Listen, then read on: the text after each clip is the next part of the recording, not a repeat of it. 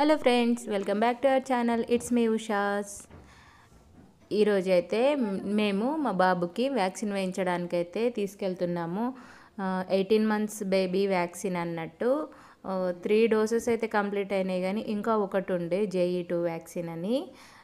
అదైతే అప్పుడు వేయించలేదు, అన్నీ ఒకటేసారి వేయొద్దు అనేసరికి మేము గ్యాప్ ఇచ్చాము. 1 month తర్వాత ఇంకొకటి వేయండి అనేసరికి వేయించుకోండి అంటే సరే అని ఒకటైతే గ్యాప్ ఇచ్చి మళ్ళీ తర్వాత తీసుకెళ్ళామన్నట్టు.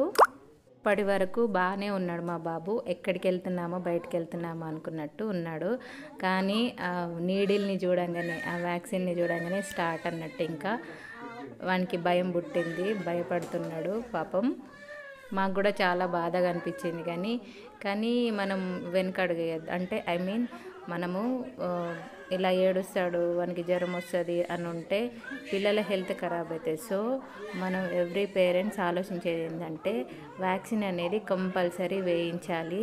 ఇప్పుడు వ్యాక్సిన్ వేయిస్తేనే వాళ్ళకు హెల్త్ అనేది కరెక్ట్గా ఉంటుంది. అంటే వాళ్ళు సిక్ అవ్వరు అన్నట్టు. టైం టు టైం వ్యాక్సిన్లు అనేటివి ఎప్పటికప్పుడు వేయిస్తూనే ఉండాలి.